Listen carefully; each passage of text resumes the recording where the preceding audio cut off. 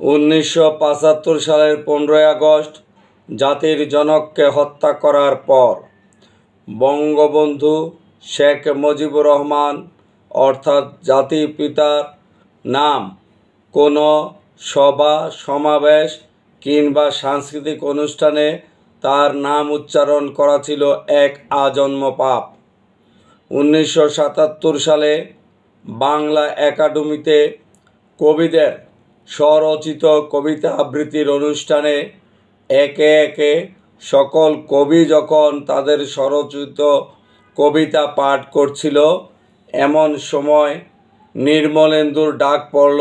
উনি মঞ্চে উঠে কবিতা আবৃত্তি করার জন্যে পকেট থেকে একটি স্বরচিত কবিতা বের করে উনি পাঠ করলেন।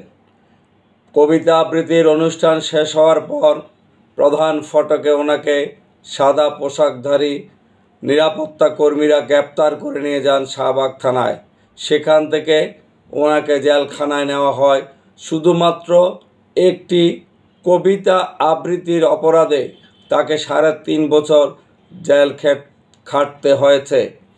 আজকে আমি সেই কবি নির্মলেন্দু গুণের বিখ্যাত কবিতাটি আবৃত্তি করব আমাদের জাতির জনকের মৃত্যুবার্ষিকী 15 আগস্টের স্মরণে। সমবেত সকলের মতো আমিও গোলাপ ফুল খুব ভালোবাসি, রেস কোর্স পার হয়ে যেতে সেই সব গোলাপের একটি গোলাপ গতকাল আমাকে বলেছে আমি যেন কবিতায় শেখ মুজিবের কথা বলি, আমি তার কথা বলতে এসেছি। শহীদ মিনার থেকে খসে পড়া একটি রক্তাক্ত ইট গতকাল আমাকে বলেছে আমি যেন কবিতায় শেখ মুজিবের কথা বলি, আমি তার কথা বলতে এসেছি। সমবেত সকলের মতো আমিও পলাশ ফুল খুব ভালোবাসি, সমকাল পার হয়ে যেতে সদ্য ফোটা একটি পলাশ গতকাল কানে কানে আমাকে বলেছে আমি যেন কবিতায় শেখ মুজিবের কথা বলি, আমি তার কথা বলতে এসেছি। শাহবাগে বিনিউর ঘূর্ণায়িত জলের ঝর্ণাটি আত্মস্বরে আমাকে বলেছে আমি যেন কবিতায় শেখ মুজিবের কথা বলি, আমি তার কথা বলতে এসেছি।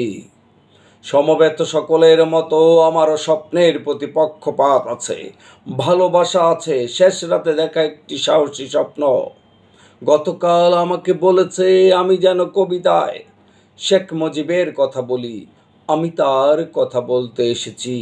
এই বসন্তের বটমূলে সমবেত ব্যথিত মানুষগুলো সাক্ষী থাকুক, না ফোটা কৃষ্ণচূড়ার শুষ্ক ভগ্ন প্রস্তুত প্রাণের গোপন মঞ্জুরিগুলি কান পেতে শুনুক। আসন্ন সন্ধ্যার ওই কালো কুকিলটা জেনে যাক আমার পায়ের তলার পুণ্য মাটি ছুঁয়ে আমি আজ সেই গোলাপের কথা রাখলাম, আমি আজ সেই পলাশের কথা রাখলাম, আমি আজ সেই স্বপ্নের কথা রাখলাম।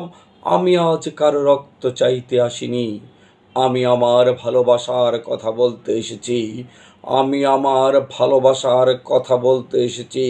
সর্বশেষে বাঙালি জাতির জনক, হাজার বছরের শ্রেষ্ঠ বাঙালি জাতির জনক বঙ্গবন্ধুকে গভীর শ্রদ্ধার সঙ্গে স্মরণ করে আমি আজকের মতো বিদায় নিচ্ছি। ধন্যবাদ সকলকে।